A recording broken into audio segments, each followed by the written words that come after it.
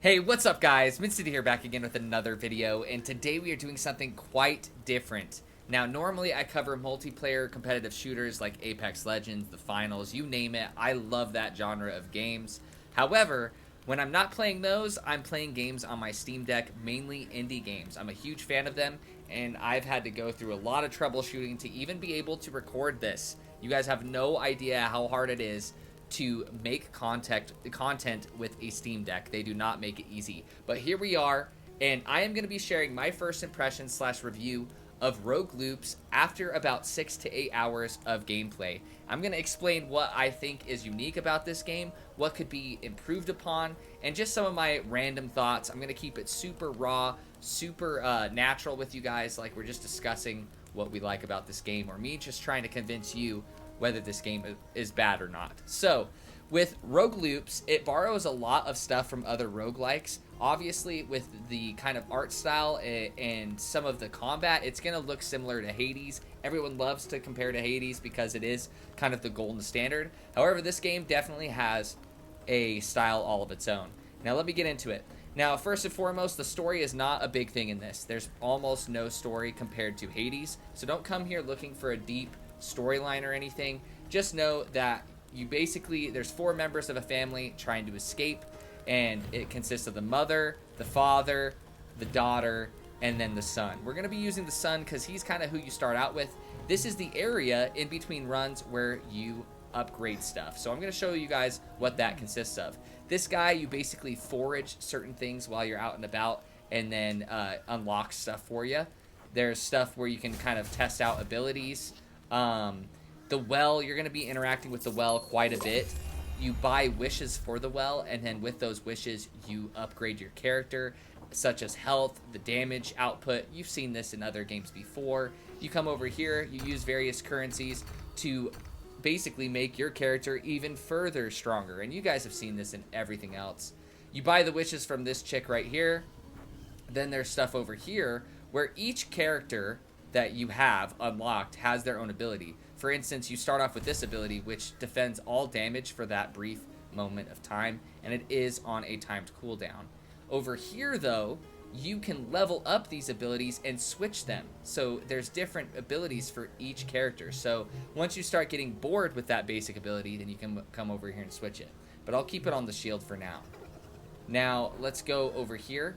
So this is what makes Rogue Loops super unique. And I'm not going to take super long to explain it to you and show you a ton of gameplay. You guys will definitely know if you play a lot of roguelikes, this will click with you. Now, as you can see, it's a circular arena and it's divided in half. And when you enter one half of that arena, you are presented with 2 choices divided in half, which consists of 2 choices themselves. One being a positive thing, a positive aspect that will help you, and a negative aspect that will obviously make it more difficult for you to progress. Now, we're going to choose the powerful skill on this one, because skills are basically your spells in this game.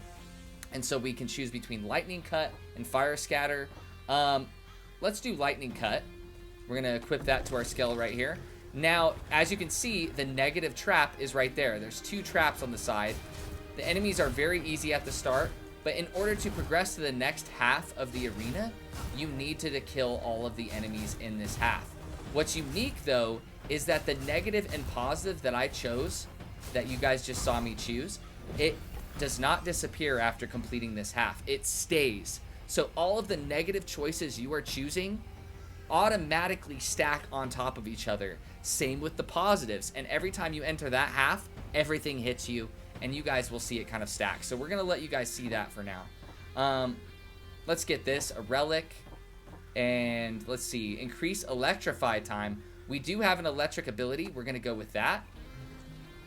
And there's the crystal. So the problem with the crystal, this was the negative we chose, and it makes enemies invulnerable until we kill it, which is kind of a pain in the butt. But that's the point. You're constantly weighing these decisions and seeing what combos of positive effects and negative effects that will maximize your ability to continue to progress throughout each run. And it's really fun. The more you play, the more you unlock, the harder the choices get, and it's just fun to see what you can stack on top of each other. We're going to do Let's do this one. This one's a lot easier as well. I won't even lie, with the Sun's ability, I rarely ever use it because the dash obviously helps. But another thing I want to point out is the combat isn't as dashy. I call Hades a dashy slashy, or a dash and slash roguelike, where you're spamming your dash a ton. You're spamming your abilities a ton. But in this game, the pacing is very different. As you can see, I'm spamming my dash, and it's on a cooldown. You can obviously get a second dash, but you can't spam it at all as quickly as you do in Hades. Now, another important thing is I'm going to use this ability. You see that it says 15, but it's not a timed cooldown like my B ability. So my B ability, it's a timed cooldown. On this one, what I really like about this game specifically as well is we'll do the skill damage. I don't mind having a ghost wall. I probably will later, but it's okay. But what's cool is the more hits, basic attack hits I get on everything, that just feared me. The more basic attacks I get, the more that cooldown reduces. So one more hit on an enemy and I have my ability, and now I can pop my ability. Abilities are also timed as well, so if you release them on the right timing, it's, oh, my dash was on the cooldown. If I release that on a new time, on the right timing, it will be buffed. It'll be way better, or it could behave differently. Oh, I dashed into the fish.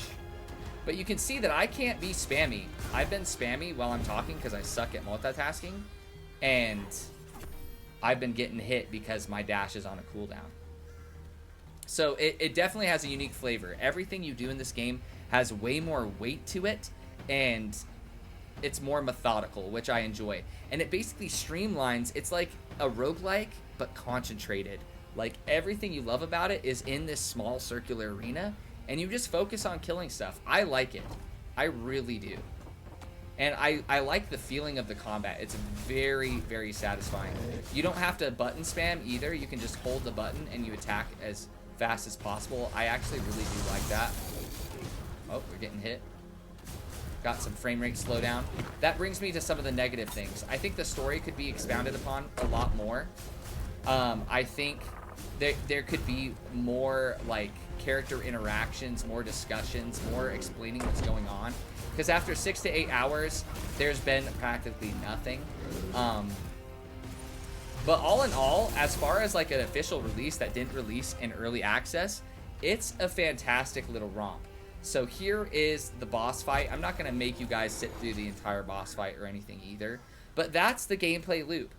I really do like the negative and positive choice aspect system. I love the combat. It's very weighty.